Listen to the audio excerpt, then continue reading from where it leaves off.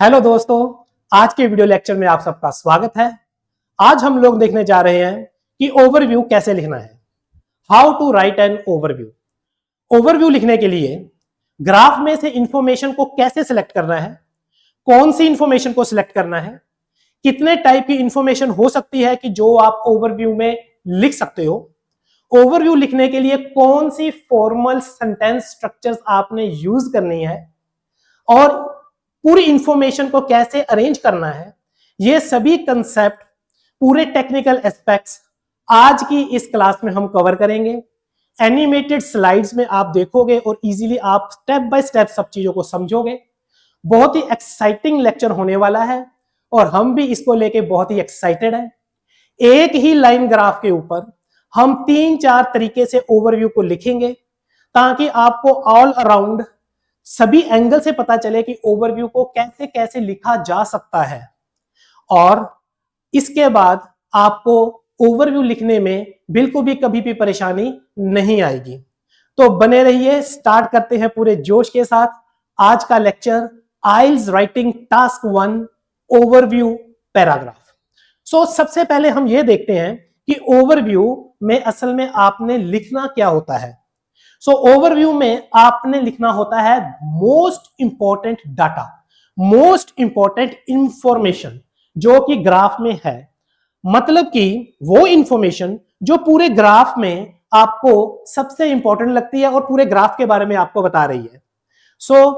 ऐसी इंफॉर्मेशन आपको कैसे सिलेक्ट करनी है उसके बारे में बात करेंगे, लेकिन ध्यान रहे उसमें आप कोई भी डिटेल्स नहीं लिख सकते। डिटेल्स का मतलब वैल्यूज वगैरह आपने नहीं लिखनी है। अगर आप लिखोगे तो इसको BP1 बॉडी पैराग्राफ 1 कंसीडर किया जाएगा। अगर ऐसा होता है तो टीए सेक्शन में, मतलब कि टास्क अचीवमेंट के सेक्शन में, एग्जामिनर आपको सिर्फ 5 बैंड स्कोर देगा। ओवरऑल देखा जाए तो 1.5 और 2 बैंड्स आपके डिडक्ट हो जाएंगे। इससे बचने के लिए आपको यही बता रहा हूं कि जो ओवरव्यू है, मोस्ट इंपॉर्टेंट इंफॉर्मेशन आपने लिखनी है, लेकिन उसमें आप कोई भी डिटेल्स, वैल्यूज नहीं लिखनी है। एक ही सेंटेंस में अगर हो सके तो फॉर्मली आप ओवरव्यू लिखना है, लेकिन हां, आप 2 पीसीज ऑफ इंफॉर्मेशन ओवरव्यू में लिख सकते हैं जो कि सेकंड मोस्ट इंपॉर्टेंट इंफॉर्मेशन होगी। आपका माइंड बिल्कुल क्लियर होना चाहिए, आपको ग्राफ पढ़ना आना चाहिए कि आपने कौन सी इंफॉर्मेशन सिलेक्ट कर रहे हो। वो इंफॉर्मेशन बिल्कुल सही होनी चाहिए, इंपॉर्टेंट एंड मोस्ट इंपॉर्टेंट होनी चाहिए। सेकंड जो इंफॉर्मेशन है आप दे रहे हो वो जस्ट ऑप्शनल है, आपको देना है तो आप लिख सकते हो, अदरवाइज जस्ट एक के साथ ही चल जाएगा। और यहां पे मैं आपको एक बात और बता दूं कि ओवरव्यू पैराग्राफ, सेकंड पैराग्राफ जो कि हम लिखने जा रहे हैं, फर्स्ट पैराग्राफ था वो था इंट्रोडक्शन, जो कि हम पिछली क्लासेस में उसको थ्योरेटिकल पार्ट भी किया और उसकी हमने एग्जांपल्स भी कर चुके हैं। जिन स्टूडेंट्स ने अगर इंट्रोडक्शन पार्ट नहीं देखा तो वो पिछली वीडियोस में जाके, पिछली क्लासेस के वीडियोस में जाके उसको देख सकते हैं, उसको समझ सकते हैं। और इसके बाद जो अभी हम आज करने जा रहे हैं वो हम नेक्स्ट पैराग्राफ कर रहे हैं, दैट इज ओवरव्यू। कहीं कहीं पे आपको मिलेगा कि ओवरव्यू पैराग्राफ जो है ये बिल्कुल पूरे के पूरे ऐसे में सबसे लास्ट में लगाया जाता है, सबसे लास्ट में लिखते हैं, और वो स्ट्रक्चर भी, वो फॉर्मेशन भी बिल्कुल ठीक है, लेकिन सेकंड पे लिखना ज्यादा अच्छा है। इसके 2-3 कारण है जो कि मैं आपको बता रहा हूं। नंबर 1 ये है कि ओवरव्यू बहुत ही इंपॉर्टेंट पार्ट है। अगर आप इसको अच्छी तरह से नहीं लिखेंगे या फिर स्किप कर देंगे तो डेफिनेटली आपके टीए में 5 बैंड स्कोर रह जाएंगे, आप 1 से 1.5 बैंड स्कोर ओवरऑल लूज कर जाएंगे। क्योंकि होता क्या है कि अगर आप लास्ट में इसको लिख रहे हो तो कहीं ना कहीं हो सकता है कि आपकी टाइम मैनेजमेंट में कुछ गड़बड़ हो जाए और आपके पास टाइम की शॉर्टेज रह जाए और आप इसको अच्छी तरीके से अटेम्प्ट ना कर पाए, या फिर हो सकता है कि किसी के दिमाग में आए और वो उसको स्किप भी कर सकते हैं। तो अगर आपने ऐसा किया तो टीए में 5 बैंड स्कोर, ओवरऑल जो है वो आपका 1.5 और 2 बैंड स्कोर डिडक्ट हो जाएगा। दूसरी बात ये है कि ओवरव्यू जो है ये पूरे एस्से के बारे में, आपको पूरे ग्राफ के बारे में, आप मोस्ट इंपॉर्टेंट जो आप डाटा पढ़ रहे हो तो एग्जामिनर के माइंड में इंप्रेशन जाता है कि इसको ये पूरा चार्ट समझ में आ गया है और उसके हिसाब से वो नेक्स्ट BP1 और BP2 को भी चेक करता है। तो डेफिनेटली इसका एक बहुत पॉजिटिव इंपैक्ट रहता है, क्योंकि आपने उसको पूरे ग्राफ को अच्छे से पकड़ा है, या नहीं पकड़ा वो ओवरव्यू आपको बता देगा। तीसरे नंबर पे जितना भी डाटा आप ऑर्गेनाइज कर रहे हो BP1 और BP2 में, वो सब वो ओवरऑल के ओवरव्यू के हिसाब से ही होता है। सो 2-3 पॉइंट्स हैं जिसकी वजह से ओवरव्यू सेकंड नंबर पे लिखना ही बेस्ट है, लेकिन अगर कोई किसी ने इसको लास्ट में भी लिखना है तो वो भी गलती नहीं है। सो ओवरव्यू पैराग्राफ में अभी हम देखते हैं कि ओवरव्यू पैराग्राफ में जो मोस्ट इंपॉर्टेंट इंफॉर्मेशन है ये आपने सिलेक्ट कैसे करनी है। सो हम पहले एक एग्जांपल लेते हैं। एग्जांपल के तौर पे हम एक चार्ट लिया, ये वही चार्ट है जो हमने लास्ट लेसन में इसका हमने इंट्रो समझाने के लिए आपको हमने यूज किया था। तो आपकी जस्ट इजीनेस के लिए, आपको आसानी रहे, तो वही चार्ट हमने लिया, उसी के ऊपर ये ओवरव्यू जो है अभी हम करेंगे। तो ये जो चार्ट है ये किसके ऊपर है? The proportion of energy produce from coal in 4 European countries from 1995 to 2010। जिन्होंने पिछला लेसन देखा है उनको इस चार्ट के बारे में अच्छी तरीके से पता है। ये जो चार्ट है 4 कंट्रीज हैं, ये जो हमारी Sweden, France, Denmark and Germany, in 4 countries में ने कितनी प्रतिशत proportion percentage of energy produce की है कोयले से, तो उसका ग्राफ यहां पे बना हुआ है। टाइम है 1995 से लेके 2010। सो इसका जो ओवरव्यू है ये हमारे पास स्टेटमेंट रही, the graph shows the proportion of energy that was produced from coal in 4 European countries from 1995 to 2010। So इसके ऊपर हम ओवरव्यू अटेम्प्ट करने जा रहे हैं। तो ओवरव्यू अटेम्प्ट करना है, मैंने बोला है कि हमने लेनी है मोस्ट इंपॉर्टेंट इंफॉर्मेशन। अभी मोस्ट इंपॉर्टेंट इंफॉर्मेशन आपने लेनी कैसे है?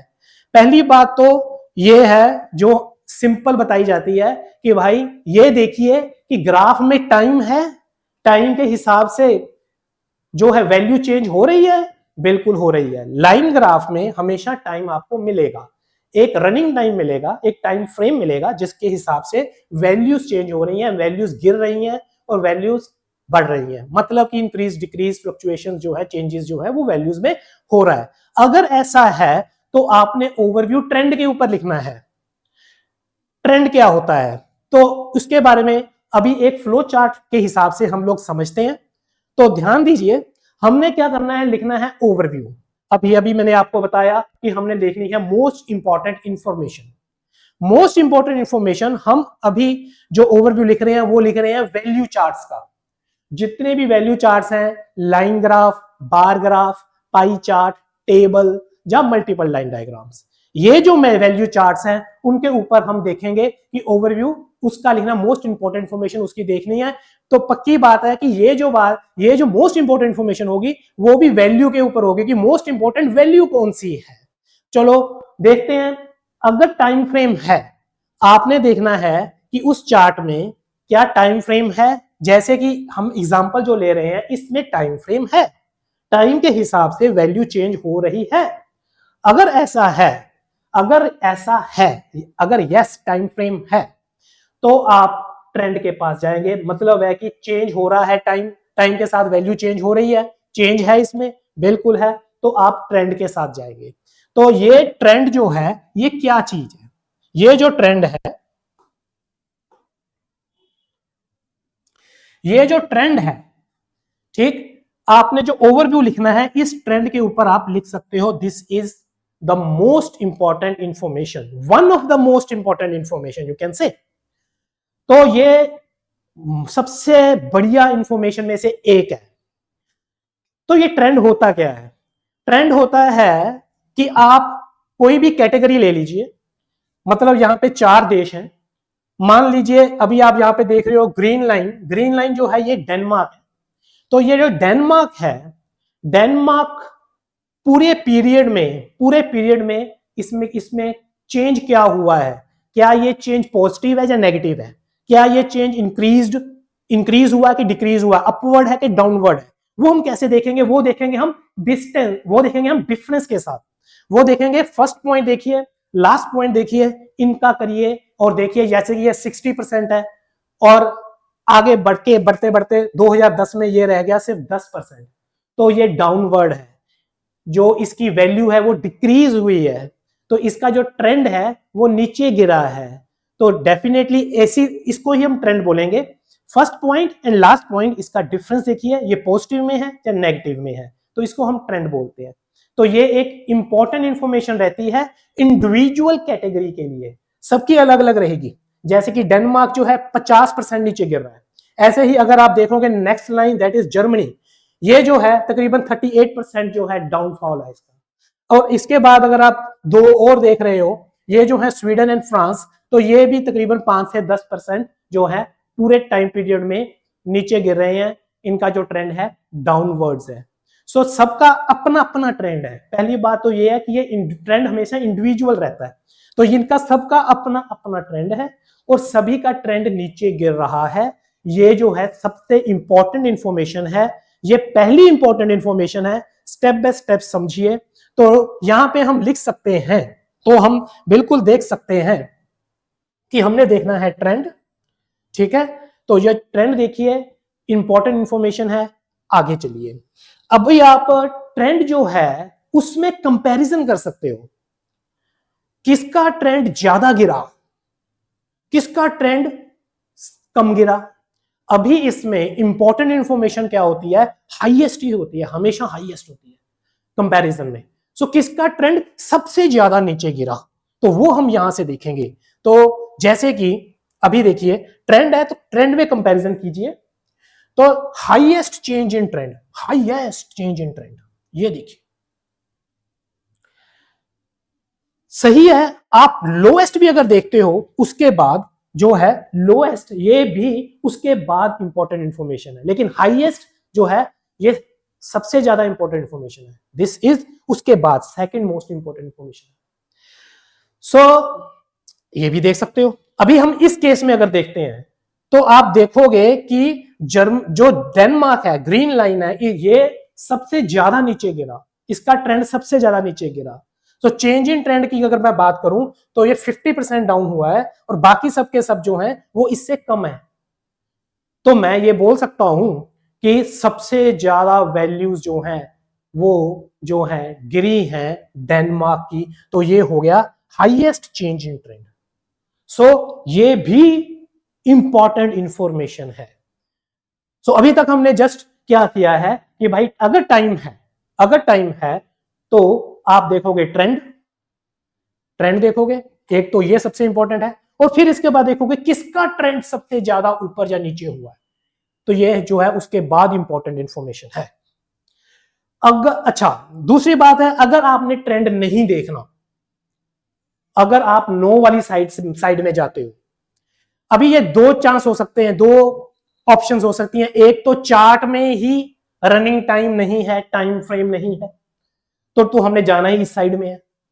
लेकिन चार्ट में अगर टाइम है भी, तो भी आप इस साइड में जा सकते हो। आप अगर आपने ट्रेंड नहीं लिखना, तो आप दूसरी साइड में जा सकते हो। अगर आपने ट्रेंड नहीं देखना है तो आप क्या देखोगे, आप सीधा कंपैरिजन देखोगे, आप सीधा देखोगे कंपैरिजन किस में, हम सीधा कंपैरिजन देखेंगे वैल्यूज में।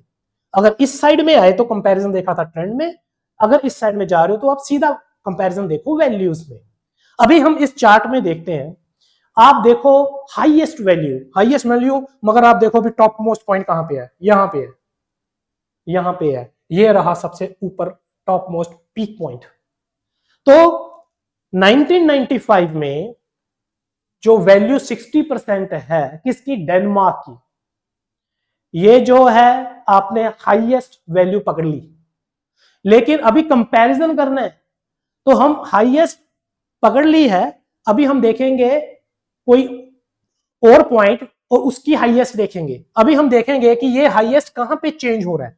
आप देखो यहां पे क्रॉस हो गया, लाइंस क्रॉस होगी। इसके बाद आगे अगर आप देखोगे कि ये जो है 2001 के बाद जो है स्वीडन हाईएस्ट है। तो हमने ऊपर से नीचे आए तो हमने देखा इस साइड में ग्रीन हाईएस्ट है, इसके बाद जब हम नीचे आए आगे टाइम में यहाँ पे स्वीडन हाईएस्ट चल रहा है। सो हम ये चीज बता सकते हैं कि हाफ ऑफ द पीरियड 1995 से 2001 तक जो वैल्यूज हैं वो डेनमार्क की हाईएस्ट थी, लेकिन जो बाकी का पीरियड है उसमें स्वीडन की वैल्यूज हाईएस्ट थी। तो ये अगर आप ऐसे लिखते हो तो हाईएस्ट में आपने वैल्यूज में कंपैरिजन कर दिया, यहां पे आपने ट्रेंड नहीं है, यहां पे जस्ट आपने हाईएस्ट वैल्यूज में आपने पकड़ लिया उसको। ठीक है, अभी लोएस्ट वैल्यू को पकड़ सकते हो, बिल्कुल लोएस्ट वैल्यू को भी आप ले सकते हो। आप बोल सकते हो कि यहां पे जो डेनमार्क है ये हाईएस्ट है, लेकिन जब ये बिल्कुल लास्ट तक पहुंचा ये सबसे लोएस्ट पे था। तो ये भी आप लोएस्ट और हाईएस्ट में भी कंपैरिजन कर सकते हो, हाईएस्ट हाईएस्ट, हाईएस्ट लोएस्ट। सो ये भी इंपॉर्टेंट इंफॉर्मेशन हो सकती है। अगर आपका माइंड इस साइड में जा रहा है तो वो भी ठीक है। तो इसके अलावा कोई भी ऑप्शन नहीं बनती, जहां तो आप चेंज के हिसाब से जाओगे, चेंज इन वैल्यू, जहां फिर आप कंपैरिजन के हिसाब से जाओगे। अगर चेंज के हिसाब से जाओगे तो highest change and lowest change भी आप लिख सकते हो, और चेंज भी लिख सकते हो, चेंज इंक्रीज डिक्रीज भी हो सकता है। और कंपैरिजन में जा रहे हो तो हाईएस्ट लोएस्ट आप उसमें कंपैरिजन कर सकते हो। मुझे लग रहा है कि आपको जो ये कंसेप्ट है ये तो समझ में आ गया होगा, लेकिन अगर इसको लेकर आप हमने आगे लिखना कैसे है अभी हम बात करेंगे उसके ऊपर। सो अब हम जो है देखते हैं लिखना कैसे है। सबसे पहले तो हम टाइम को लेके चलेंगे। प्रेफरेंस हमेशा टाइम को ही देनी है, प्रेफरेंस हमेशा ट्रेंड को ही देना है, क्योंकि ट्रेंड को लिखना समझना थोड़ा आसान रहता है। तो अच्छी बात है अगर आप ट्रेंड के हिसाब से चले। तो अगर ट्रेंड नहीं है, समा नहीं है, तो कंपैरिजन तो हमने करना ही है। आज की क्लास में हम कंपैरिजन एंड ट्रेंड दोनों के ऊपर ही हम लिखेंगे। तो पहले लिखते हैं ट्रेंड के ऊपर। जब आप ओवरऑल लिखेंगे, ओवरव्यू लिखेंगे, तो ओवरव्यू में जो सबसे पहला फ्रेज रहेगा, तो आप इंट्रोड्यूस कर रहे हो कि आप ओवरव्यू लिखने जा रहे हो। तो वो फ्रेज क्या है? जैसे कि मैं यहां पे लिखता हूं overall it can be seen that, overall it can be seen that. तो ये जो फ्रेज है, इंट्रोडक्टरी फ्रेज जो है, आप कोई और भी लिख सकते हो, जैसे कि at the first glance it is evident that, it is noticeable that, it is clear that. आप लिख सकते हो the important piece of information is that. बहुत सारे ऐसे फ्रेज हैं जो कि आप इसके इस यहां पे फर्स्ट फ्रेज इसकी जगह पे आप लिख सकते हो। वो सभी फ्रेज में आपको आगे हम करेंगे भी, आपको मैं बताऊंगा भी। अभी मैंने वो फ्रेज लिखा है जो कि मोस्ट कॉमनली सभी लिखते हैं और यूज करते हैं। Overall it can be seen that. इसके बाद आगे हम लिखते हैं, आप लिख भी सकते हो वो फ्रेज, अगर लिखोगे तो अच्छी बात है, कि हम इसमें क्या देख रहे हैं, इसमें हम देख रहे हैं चेंजेस। लेकिन हम सभी चेंजेस को ऊपर ध्यान नहीं देते हुए हम इंपॉर्टेंट पॉइंट लिखने वाले हैं। यहां पे हम इसको लिख सकते हैं डिस्पाइट, यहां पे लिख सकते हो despite some changes,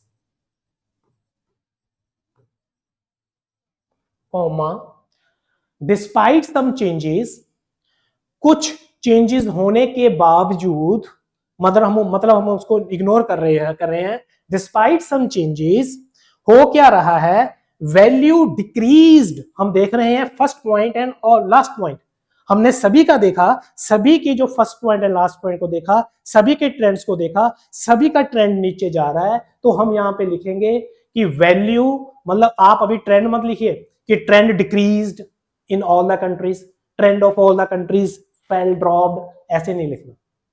trend word use नहीं करना, वैल्यू वर्ड यूज नहीं करनी। ये जो वैल्यू है या चेंज इन वैल्यू, जो उसको आप ट्रेंड बोल रहे हो, वैल्यू को, इसका नाम यहां पे ऊपर लिखा हुआ है, जो कि इसके हमने फ्रेजेस बना रखे हैं लास्ट लेसन में। जैसे यहां पे लिखा हुआ है एनर्जी प्रोड्यूस फ्रॉम कोयल, हमने लिखा था production of energy from coal, energy production from coal, coal energy production, energy which was produced from coil.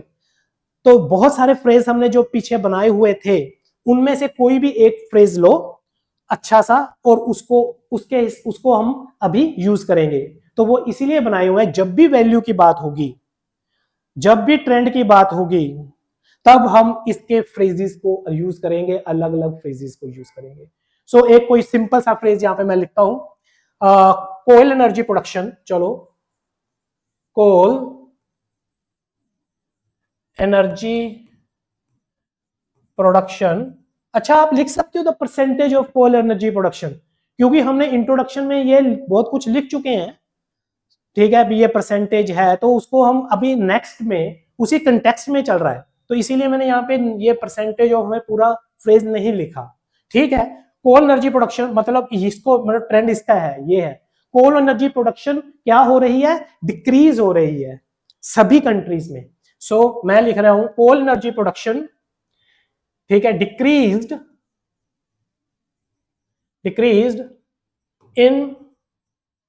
in all countries, in all 4 countries, सभी 4 देशों में। पहले पहले हमने प्लेस लिखा, फिर अभी लिखेंगे टाइम लिखेंगे, फ्रॉम 1995 टू 2010 इसको लिखना है। तो आपने, क्योंकि ये इंट्रोडक्शन में आप लिख चुके हो, तो यहां पे हम लिख देंगे in all countries during the given time frame or time period, time frame, time span, जो भी आपने लिखना है आपने लिखा। तो बहुत ही सिंपल करके हमने एक ओवरव्यू लिखा, एक ही लाइन में लिखा, सबके सब गिर रहे हैं। सभी देश में जो ट्रेंड है, ट्रेंड मतलब production of energy from coal energy production जो है, दिस इज डिक्रीज्ड। तो मैं बार बार आपको यही चीज बोल रहा हूं, यह चीज आपको मैं बता रहा हूं कि असल में जो सब्जेक्ट है जिसकी बात हो रही है, ये इसका ये जो है असल में ये वैल्यू है, जहां फिर आप बोल रहे हो कि ये ट्रेंड है, this is trend decreased in all. पर ट्रेंड का हमने नाम लिखना है, हमने ट्रेंड नहीं लिखना, वैल्यू का नाम लिखना है, जो कि यहाँ पे ऊपर हेडिंग में है, इसकी फ्रेजिंग करके लिखनी है, ठीक है जी। तो ये आपको समझ में आ गया। बाकी भी लिख लेते हैं, जैसे यहाँ पे डिक्रीज लिखा है, आप इसको लिख सकते हो फेल, ड्रॉप्ड, आप लिख सकते हो डिक्लाइंड, ठीक है, आप देख सकते हो decreased, okay. In all countries आप लिख सकते हो नेशंस, ओके। ड्यूरिंग इसको लिख सकते हो इन, over the given time period, during the given time period, in the given time period, okay, time period, time frame, time span, time duration,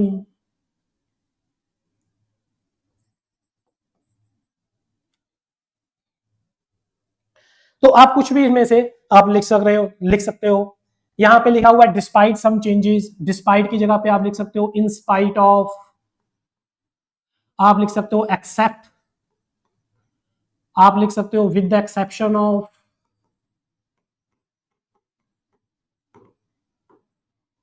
अभी जहां पे यहाँ पे चेंजेस लिखा हुआ है, यहां पे आप लिख सकते हो अल्टरेशंस, वेरिएशंस, चेंजेस, फ्लक्चुएशंस। तो ऐसे it can be seen that, ये हमने आपको पहले बता दिया, इसके ऊपर आप बहुत सारे फ्रेजेस जो है वो लिख सकते हो।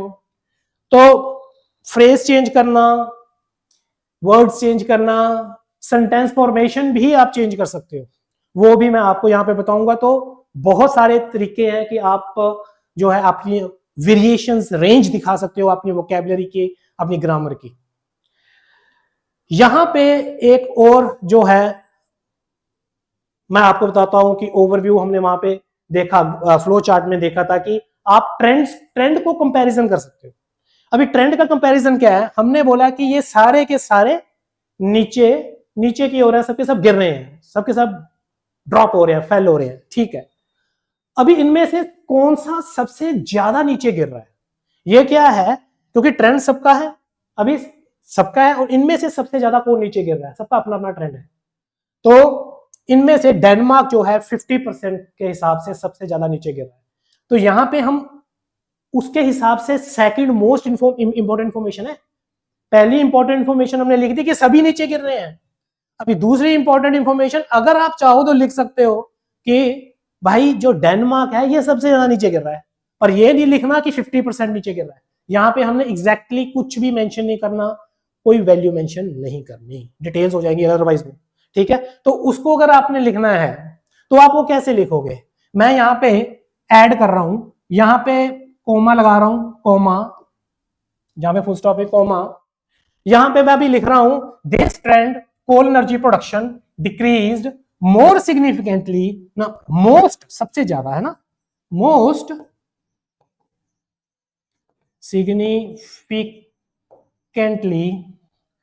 मोस्ट सिग्निफिकेंटली कहां पे, इन डेनमार्क, डेनमार्क फुल स्टॉप, ठीक है। सो दो सेंटेंसेस को जोड़ दिया, यहां पे कोमा लगाना है, कोमा लगाने के बाद दो सेंटेंसेस को जोड़ दिया, ठीक।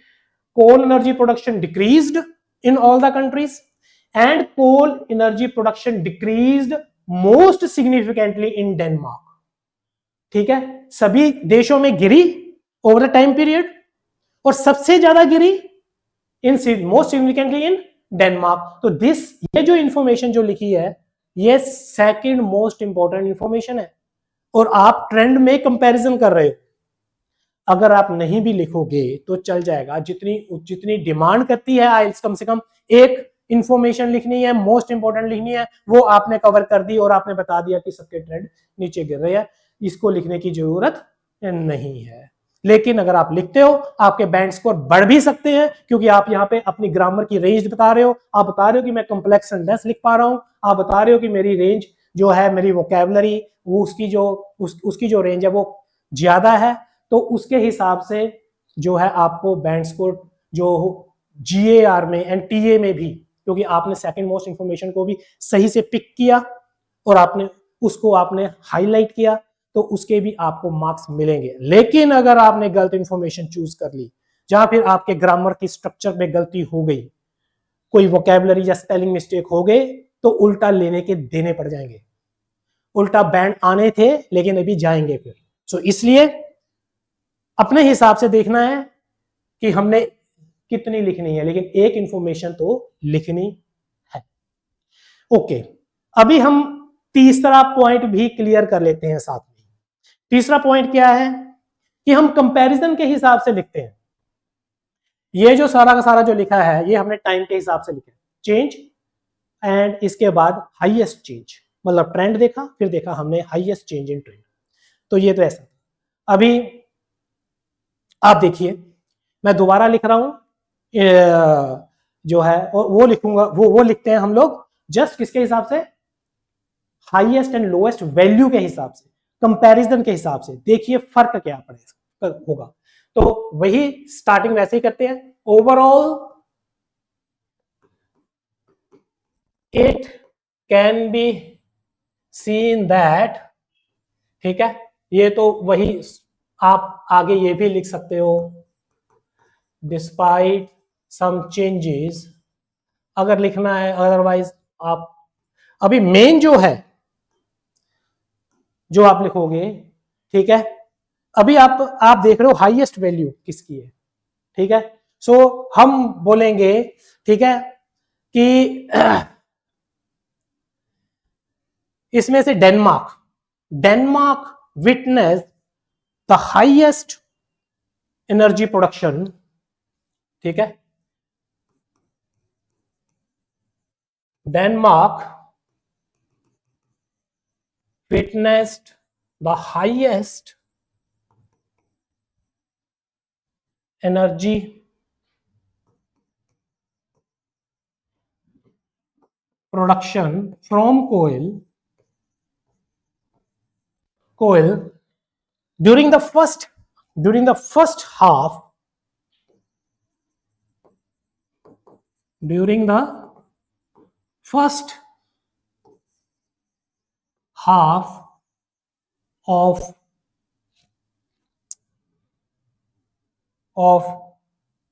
the given period of the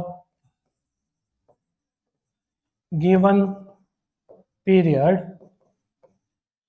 whereas जबकि स्वीडन जो है उसके बाद जो सेकेंड हाफ है उसमें स्वीडन जो है वो हाईएस्ट रहा, whereas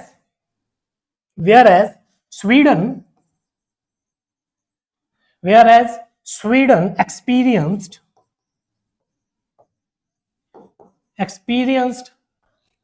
the highest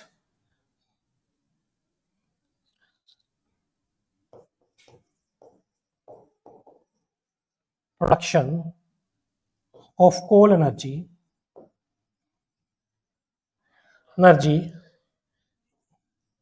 in the second half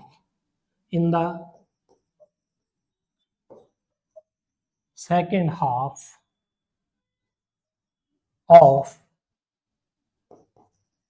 the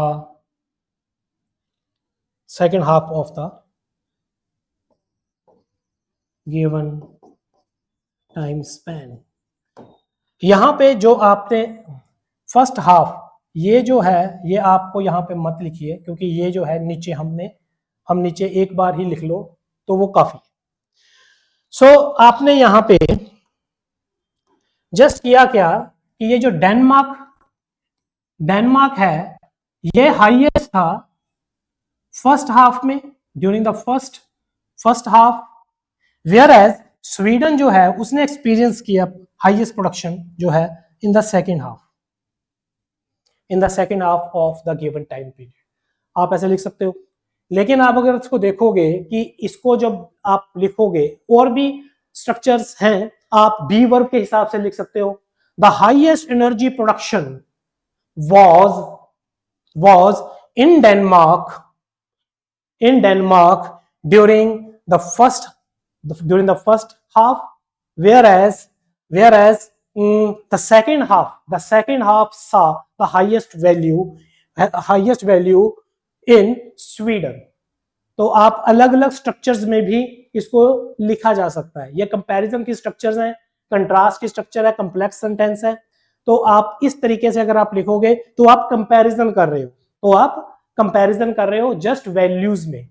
अभी आपने कंपैरिजन भी देख लिया, आपने ट्रेंड भी देख लिया। अभी आप खुद से अपने दिमाग से सोचो कौन सा आसान है। जो हमने पहले लिखा था ट्रेंड वो सबसे आसान है। जस्ट क्या लिखा था कि value coal energy production decrease in all the countries in the given time period, काम खत्म। अगर ज्यादा लिखना है तो मोर सिग्निफिकेंटली इन डेनमार्क पे आपने कंपैरिजन कर दिया कि भाई कहां पे सबसे ज्यादा है। लेकिन अगर आपने ट्रेंड के हिसाब से नहीं चले तो कंपैरिजन के हिसाब से चलना पड़ेगा, और कंपैरिजन की स्ट्रक्चर थोड़ी बहुत ट्रेंड की चेंज की लैंग्वेज से थोड़ी सी आपको मुश्किल लग सकती है। सो आप इसमें आप लिखोगे हाईएस्ट वैल्यू, आपने पहले तो डाटा पकड़ना थोड़ा सा हो सकता है आपको मुश्किल लगे कंपैरिजन के हिसाब से, लेकिन अगर पकड़ में आ गया तो लिखना ठीक है कि फर्स्ट हाफ में कौन सा हाईएस्ट है। इन द फर्स्ट हाफ आप लिख सकते हो पहले ऐसे करके, in the first half of the given period Denmark saw the highest production, and the second, however the second half witnessed the highest production in Sweden। तो आप इस तरीके से आप इसको भी आप लिख सकते हो। तो आपके ऊपर है कि आपने किस साइड में जाना है। आज हमने देखा, आज की क्लास में हमने कंसेप्ट क्लियर किए कि ओवरव्यू कैसे लिखना है, कैसे डाटा कलेक्ट करना है, और फिर इसके बाद वो जो डाटा कलेक्ट किया आपका माइंड किसी भी साइड में जा सकता है, ट्रेंड के हिसाब से, कंपैरिजन के हिसाब से, उसको हिसाब से आपने कैसे लिखना है, उसके हिसाब से सेंटेंस फॉर्मेशन जहाँ वो है स्ट्रक्चर्स वो कैसी रहेंगी। और अगली क्लास में हम क्या करेंगे, इसी कंसेप्ट को और अच्छे तरीके से देखेंगे। जो अभी हमने किया इसी कंसेप्ट को, ये जो पूरा चार्ट है ठीक है, इसके ये आपके माइंड में होना चाहिए, तभी आप अच्छी तरह से सोच पाओगे। और हम एग्जांपल लेंगे 2-3 लाइन डायग्राम की, और वहां पे भी हम इसके अलावा जो यहाँ पे सेंटेंस फॉर्मेशन यूज की है, इसके अलावा कोई और सेंटेंस अच्छी फॉर्मेशन यूज करेंगे, और वहां पे हम देखेंगे तो ताकि आपको अच्छी तरीके से समझ में आ जाए, आसानी से आप अपना ओवरव्यू अच्छी तरह से लिख सकें। 1 मिनट लगता है एक लाइन में लिखना है, और आपको प्रैक्टिस अच्छी होगी तो आप बहुत अच्छा लिख पाओगे। फिर भी अगर आपको कुछ समझ में नहीं आ रहा या नहीं आया तो आप प्लीज मुझे कमेंट कीजिए, नेक्स्ट वीडियो में मैं उसको कवर जरूर करूंगा और हो सके तो मैं आपको आंसर भी करूंगा। उम्मीद है कि आपको आज की क्लास काफी इंफॉर्मेटिव लगी होगी, फायदा हुआ होगा और डेफिनेटली इसकी आप प्रैक्टिस कीजिए और हम मिलते हैं नेक्स्ट क्लास में, नेक्स्ट सेशन में, सेम टॉपिक अलग एग्जांपल्स के साथ। तब तक के लिए जय हिंद, नमस्कार।